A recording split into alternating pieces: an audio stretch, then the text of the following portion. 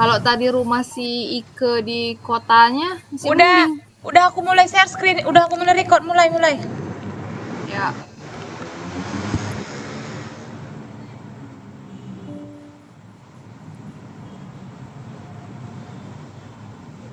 Oke, baiklah. Saya akan mempresentasikan hasil refleksi prinsip pengajaran dan asesmen kedua. Review pengalaman belajar, pengalaman perkuliahan mata kuliah, prinsip asesmen dan prinsip pengajaran dan asesmen 2 terjadi ketika menempuh pendidikan di semester 2 dengan penugasan merdeka, seperti mata kuliah sebelumnya. Hal yang berguna dan menarik yaitu mendapatkan pemahaman baru dari pembelajaran 3 topik yang terdapat pada mata kuliah prinsip pengajaran dan asesmen kedua. Kesadaran yang diperoleh yaitu terkait fakta bahwa asesmen yang dilakukan oleh seorang guru selama ini belum benar-benar mengakomodir setiap karakteristik peserta didik. Selain itu, mata kuliah prinsip pengajaran dan asesmen kedua ini sebagai lanjutan dari prinsip asesmen yang pertama ketika melaksanakan perkuliahan di semester 1. Setelah mempelajari prinsip pengajaran dan asesmen 2 ini, saya mempelajari banyak topik mengenai asesmen yang tepat untuk sebuah pendekatan pembelajaran. Untuk ketidaktertarikan atau yang tidak berguna, tidak ada. Setiap tugas dalam mata kuliah prinsip pengajaran dan asesmen kedua ini sangat berguna bagi saya. Dan saya juga mengimplementasikan pendekatan teaching at the right level atau disebut dengan TRA dan pendekatan culturally responsive teaching atau disebut dengan CRT pada pelaksanaan PPL di SD Negeri 104607 Serotan. Dengan demikian, pengetahuan yang saya dapatkan pada perkuliahan menjadi lebih bermakna. Untuk refleksi pengalaman belajar, saya memilih di topik pertama pemahaman karakteristik peserta didik melalui asesmen awal. Pada topik ini, pembelajaran dilakukan menggunakan alur merdeka. Topik 1 sangat penting untuk dipahami, sebab sangat menentukan keberhasilan seorang guru dalam melakukan pembelajarannya, itu salah satu dengan melakukan asesmen awal. Karakteristik peserta didik yang berbeda-beda akan menentukan pendekatan strategi, metode, model, dan teknik yang nantinya akan digunakan oleh guru melakukan pembelajaran di kelas. Asesmen awal berguna untuk mengidentifikasi setiap karakteristik yang dimiliki oleh peserta didik. Asesmen awal atau diagnostik terdiri dari 2 jenis, yaitu diagnostik kognitif dan non-kognitif. Diagnostik kognitif berkaitan dengan kemampuan awal peserta didik yang berkaitan dengan penguasaan materi pembelajaran. Sedangkan diagnostik non-kognitif dapat dilakukan oleh seorang guru untuk memberikan pertanyaan yang berhubungan dengan kondisi sosial, ekonomi, budaya peserta didik. Cara guru melakukan bimbingan yang lebih mendalam harus disesuaikan dengan kondisi peserta didiknya. Karena dalam memberikan bimbingan harus sesuai dengan situasi, kondisi, dan karakter peserta didik yang dihadapi. Hasil dari asesmen awal dapat dijadikan sebagai pedoman guru dalam menentukan metode atau teknik asesmen serta bagaimana pembelajaran akan dilakukan. Asesmen yang dilakukan harus sesuai dengan apa yang akan dicapai dalam tujuan pembelajaran. Selanjutnya, analisis artefak pembelajaran. Analisis artefak pembelajaran yang mendukung yaitu berupa mulai dari diri, eksplorasi konsep, ruang kolaborasi, demonstrasi konseptual, dan elaborasi pemahaman, koneksi antar materi, dan aksi nyata. Berikut link setiap artefak di setiap langkahnya. Saya sudah lampirkan link tersebut.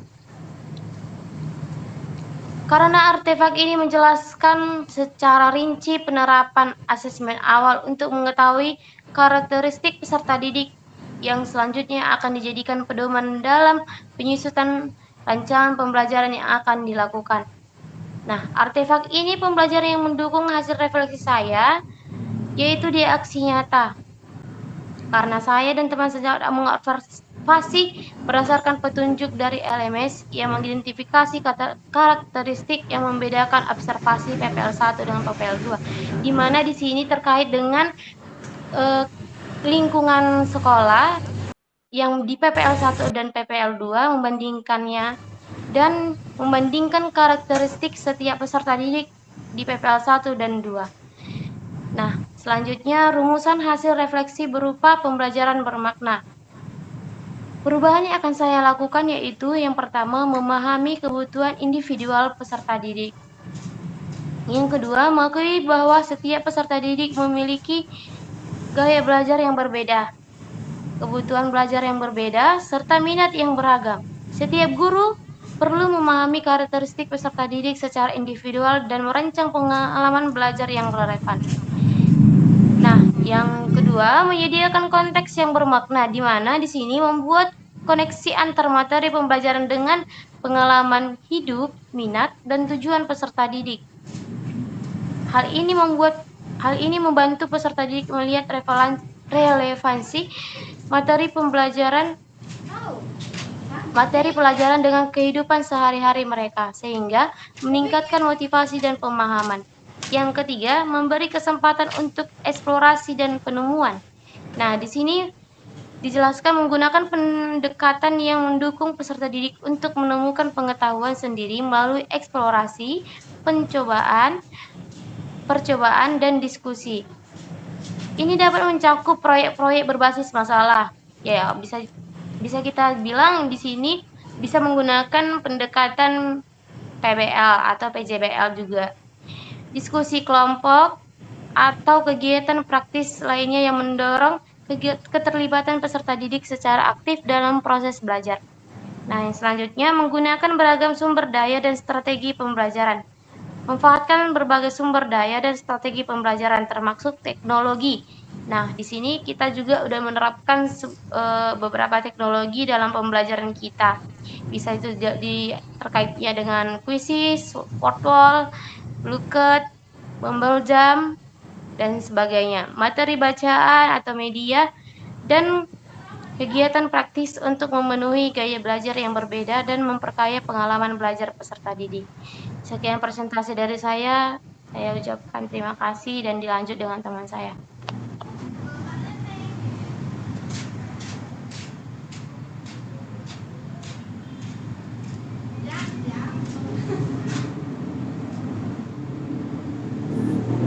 Baiklah, terima kasih kepada teman saya. Selanjutnya saya akan melanjutkan presentasi mengenai refleksi pengalaman belajar pada mata kuliah prinsip pengajaran dan asesmen yang efektif 2.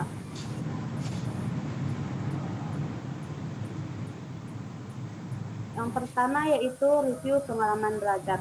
Pengalaman belajar yang berguna dan menarik menurut saya yaitu terdapat pada semua topik, yaitu yang pertama topik 1, pemahaman karakteristik peserta didik melalui asesmen awal. Pada topik ini menjelaskan mengenai pemahaman karakteristik peserta didik melalui asesmen awal, di mana dengan memberikan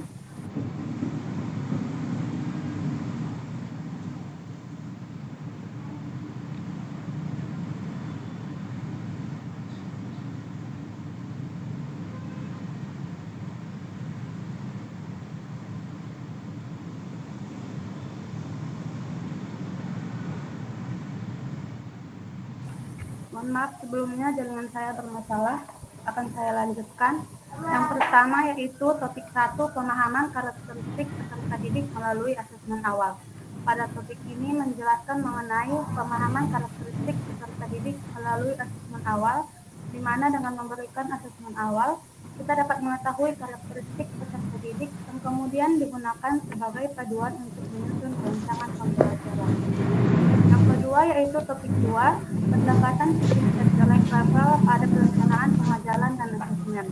Pada topik ini mempelajari tentang konsep kesesuaian pembelajaran dengan tingkat capaian peserta didik.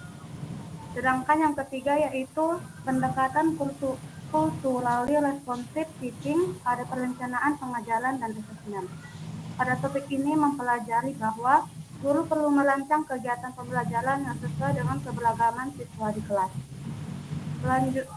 Pengalaman belajar yang tidak berguna dan tidak menarik menurut saya tidak ada pada mata kuliah ini. Semua berguna dan menarik menurut saya. Selanjutnya yaitu mengenai refleksi pengalaman belajar. Saya memilih topik 1 mengenai pemahaman karakteristik peserta didik melalui asesmen awal. Alasannya, saya memilih topik ini karena pada topik ini dipaparkan bahwa peserta didik memiliki karakteristik yang berbeda-beda.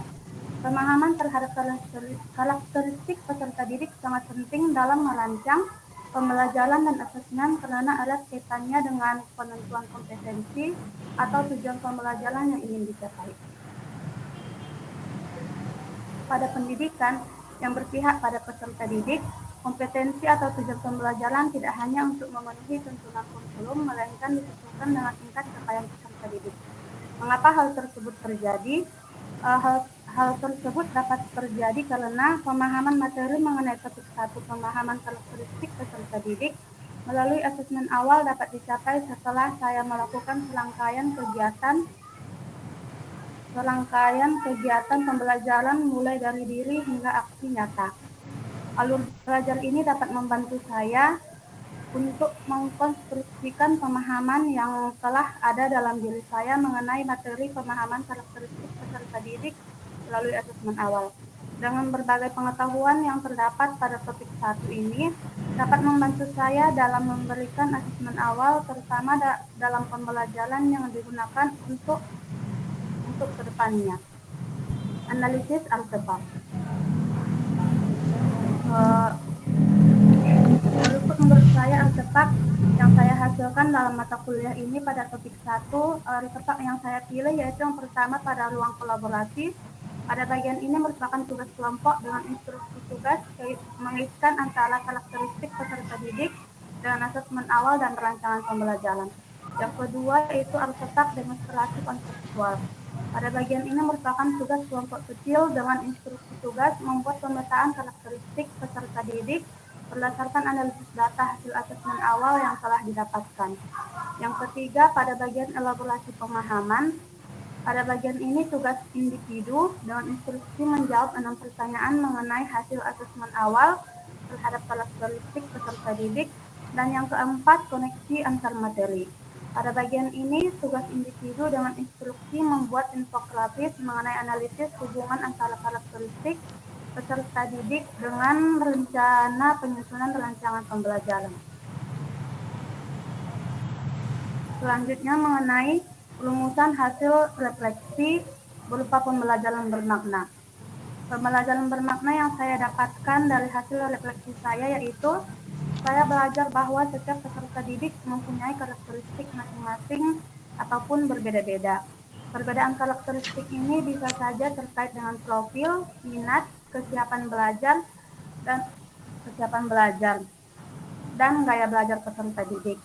Seorang guru tidak semestinya memperlakukan peserta didik dengan perlakuan yang sama, sehingga potensi belajar peserta didik dapat dioptimalkan. Selama proses pembelajaran, saya belajar bagaimana menjadi guru yang menggunakan beragam cara untuk memahamkan informasi atau pengetahuan baru kepada semua peserta didik.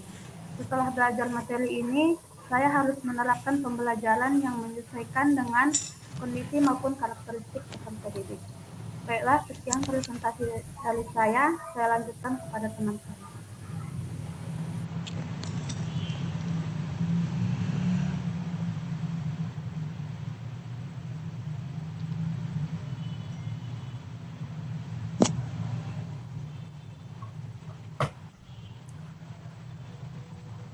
Baiklah, saya akan melanjutkan mengenai refleksi saya terhadap mata kuliah prinsip pengajaran dan asesmen yang efektif yang kedua. Saya mulai pada review pengalaman belajar, di mana pada topik ini saya mempelajari 3 topik. Topik yang pertama dengan materi pemahaman karakteristik peserta didik melalui asesmen awal. Pada topik ini saya mendapatkan wawasan betapa pentingnya mengenali dan memahami karakteristik peserta didik sebelum merancang pembelajaran dan asesmen, karena sangat erat kaitannya dengan penentuan kompetensi ataupun tujuan pembelajaran yang ingin dicapai. Guru dapat melakukan asesmen awal untuk mengetahui karakteristik dan rancangan pembelajaran dan asesmen yang kita susun dapat disesuaikan dengan karakteristik peserta didik. Dengan memahami karakteristik peserta didik, guru juga dapat menyesuaikan strategi pembelajaran yang tepat untuk setiap siswa. Pada topik ini juga diajarkan dalam menyusun rancangan pembelajaran, guru dapat menggunakan model UBD atau Understanding by Design, yaitu menyusun rancangan pembelajaran dengan cara backward design. Artinya dimulai dengan menentukan tujuan pembelajaran, menentukan assessment, lalu menentukan kegiatan pembelajaran. Kemudian pada topik 2 saya mempelajari tentang pendekatan teaching at the right level atau TARL pada perencanaan pengajaran dan assessment. Topik 2 ini merupakan pelajaran mengenai TRLL, di mana TRL itu sendiri adalah pembelajaran yang mengacu pada tingkat capaian atau kemampuan peserta didik. Pendekatan TARL sangat penting dalam perencanaan pengajaran dan asesmen. Kenapa? Karena penempatan kebutuhan dan kemampuan siswa di pusat proses pembelajaran. Dengan memastikan bahwa setiap siswa belajar pada tingkat yang tepat, TARL membantu mengatasi kesenjangan pembelajaran, meningkatkan motivasi dan keterlibatan siswa, serta memastikan pencapaian akademik yang lebih baik. Pada topik ini, mahasiswa juga membuat rancangan pembelajaran dan mempraktikkannya saat PPL 2 di sekolah masing-masing. Kemudian topik 3 membahas tentang CRT atau Culturally Responsive Teaching pada perencanaan pengajaran dan asesmen. Seperti yang kita tahu bahwa CRT atau pengajaran responsif terhadap budaya itu adalah metode pendidikan yang mengakui, menghargai, dan memanfaatkan latar belakang budaya peserta didik sebagai bagian integral dari proses belajar. Artinya pendekatan ini bertujuan untuk menciptakan lingkungan belajar yang efektif dan mengaitkan materi pelajaran dengan pengalaman hidup dan konteks budaya peserta didik. Pendekatan CRT sangat penting dalam perencanaan pengajaran dan asesmen karena memastikan bahwa pendidikan yang diberikan relevan dan adil bagi semua peserta didik terlepas dari latar belakang budaya mereka yang berbeda-beda. Kemudian, dengan menerapkan CRT, guru juga dapat meningkatkan keterlibatan dan motivasi siswa, memfasilitasi pembelajaran yang lebih dalam, dan mengoptimalisasi asesmen serta membangun hubungan yang positif dengan peserta didik. Kemudian, refleksi pengalaman belajar. Berdasarkan pengalaman belajar saya dalam mengikuti mata kuliah prinsip pengajaran dan asesmen 2 ini, terdapat topik yang menurut saya menarik, yaitu topik 3 yang membahas pendekatan CRT atau Culturally Responsive Teaching pada prinsip pengajaran dan asesmen, di mana dalam merencanakan pembelajaran dan asesmen digunakan pendekatan Culturally Responsive Teaching yang sangat penting mengingat negara Indonesia mempunyai keragaman budaya. Rancangan dan pelaksanaan proses pembelajaran dan asesmen harus mempertimbangkan latar budaya agar guru mempunyai rasa empati terhadap karakteristik peserta didik. Di sisi lain, aplikasi pendekatan ini membantu peserta didik untuk lebih memahami pembelajaran secara kontekstual pada kehidupan sehari-hari dan juga memiliki dampak positif di mana peserta didik mampu turut serta dalam upaya melestarikan kebudayaan di Indonesia. Nah, mengapa hal tersebut terjadi? Ada 4 alasan yang telah saya rangkum. Yang pertama, dengan mengintegrasikan CRT dalam pembelajaran, peserta didik yang pertama merasa lebih terhubung dengan materi pembelajaran ketika mereka melihat bahwa budaya mereka dihargai dan diintegrasikan ke dalam pembelajaran.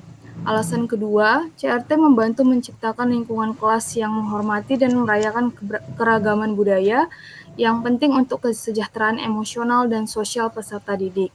Alasan yang ketiga, peserta didik lebih mengingat dan menerapkan materi yang dipelajari jika materi tersebut relevan dengan pengalaman hidup mereka. Dan yang keempat, CRT memungkinkan pengembangan asesmen yang lebih relevan secara budaya, yang lebih akurat mencerminkan kemampuan dan pengetahuan peserta didik. Kemudian, pada bagian analisis artefak pembelajaran, saya mencantumkan link Google Drive, di mana pada link tersebut ada artefak yang mendukung refleksi pengalaman belajar saya, terutama pada topik 3, yaitu menerapkan pendekatan CRT pada perencanaan pengajaran dan asesmen, yang terdiri dari eksplorasi konsep yang memuat perangkat ajar dan dengan menggunakan pendekatan CRT, kemudian pada bagian ruang kolaborasi memuat video pengimplementasian pelajaran dengan menggunakan pendekatan CRT, kemudian pada bagian demonstrasi kontekstual memuat evaluasi terhadap penerapan CRT dalam kegiatan pembelajaran dan asesmen, dan yang terakhir pada elaborasi pemahaman, di mana pada bagian ini memuat pembahasan mengenai kendala-kendala yang dialami dalam penyusunan perangkat ajar. Kemudian yang terakhir, bagian rumusan hasil refleksi berupa pembelajaran bermakna. Nah, apabila saya membahas atau mengajarkan topik ini, perubahan yang akan saya lakukan ada beberapa. Yang pertama yaitu melakukan survei atau wawancara untuk memahami latar belakang budaya, bahasa, dan tradisi siswa. Ini bisa dilakukan melalui kegiatan diskusi kelas, survei, wawancara, dan yang lain-lain. Kemudian yang kedua, memilih bahan ajar yang mencerminkan beragam budaya yang ada di dalam kelas. Ketiga, menyesuaikan materi pelajaran agar mencakup elemen-elemen budaya yang relevan dan merancang proyek atau tugas yang memungkinkan peserta didik mengeksplorasi atau mempresentasikan aspek-aspek budaya mereka. Dan yang terakhir, saya akan menggunakan berbagai metode pengajaran yang sesuai dengan gaya belajar peserta didik. Saya rasa itu saja mengenai hasil refleksi saya terhadap mata kuliah ini. Saya ucapkan terima kasih dan dilanjutkan oleh teman saya. Terima kasih.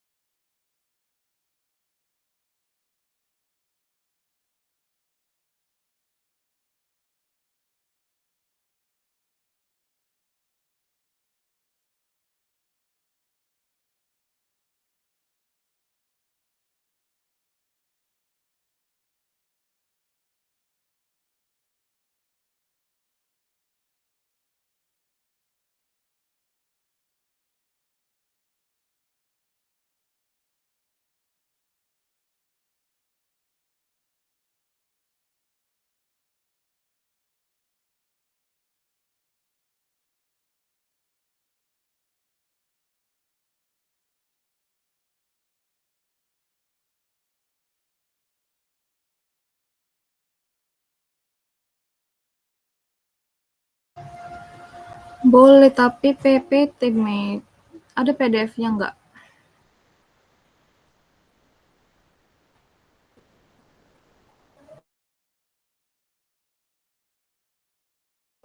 Bentar ya, diubah dulu pengaturan share screen-nya.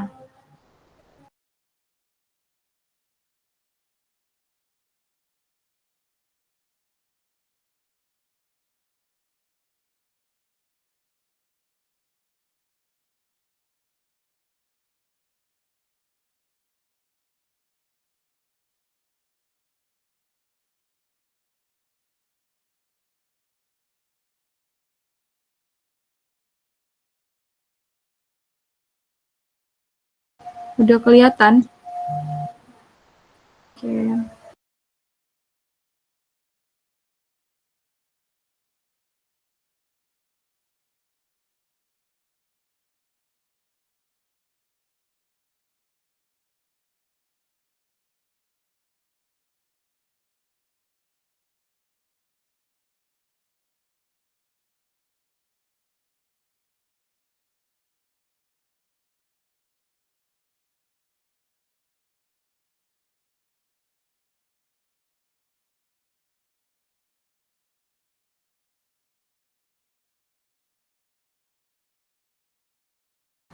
Oke, mulai lah, Mei.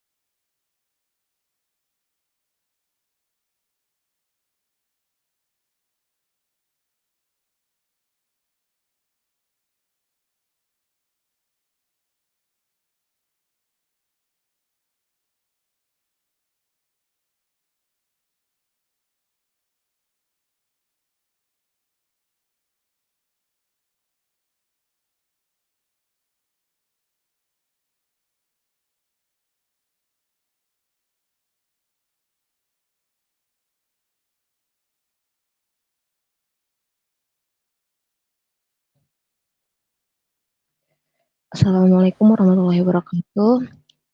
Selamat malam semuanya, teman-teman. Di sini saya akan melakukan presentasi seminar PPG mata kuliah Prinsip Pengajaran Asesmen 2. Baiklah, untuk kontennya ada 4 poin yang saya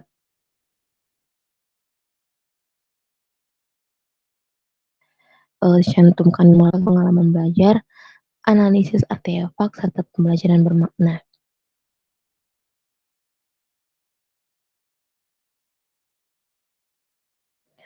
Yang pertama ada rekaman karakteristik peserta didik melalui asesmen awal. Kemudian ada topik 2, pendekatan teaching at the right level pada perencanaan, pengajaran, dan asesmen. Yang ketiga ada pendekatan culturally responsive teaching pada perencanaan, pengajaran, dan asesmen. Untuk topik 1 ini, di mana pembahasannya mengenai karakteristik pemahaman karakteristik peserta didik melalui asesmen awal, yang dimana topik 1 ini membahas perencanaan pembelajaran dengan menerapkan UBD atau Understanding by Design. Rencana pembelajaran akan membantu guru dalam mencapai tujuan pembelajaran dengan memfokuskan tujuan pembelajaran untuk mencapai kompetensi pendidik dengan memahami karakteristik peserta didiknya. Kemudian untuk topik 2, pendekatan at the right level pada perencanaan pengajaran asesmen, yang dimana tidak semua peserta didik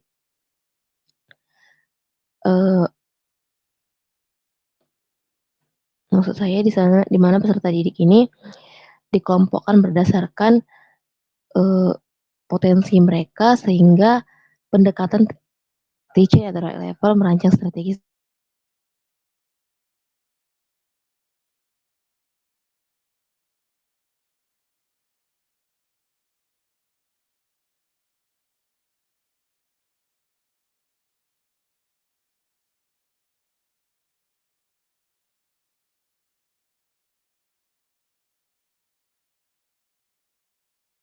yang nyaman, yang dimana salah satunya menempatkan peserta didik meminoritas agar memiliki kesamaan dan memperoleh kesamaan yang sama, sehingga mengembangkan kemampuan diri.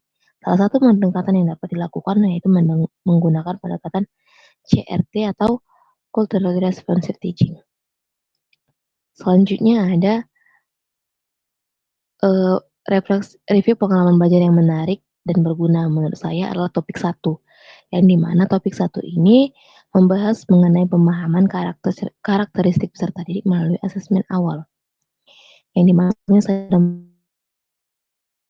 ini lebih memfokuskan juga bisa menggunakan dengan UBD, Understanding by Design, yang dimana prinsip dari UBD ini pertama menentukan tujuan pembelajaran dengan mempertimbangkan tingkat capaian peserta didik. Setelah itu, setelah menerapkan tersebut, melakukan asesmen awal, di mana asesmen tersebut untuk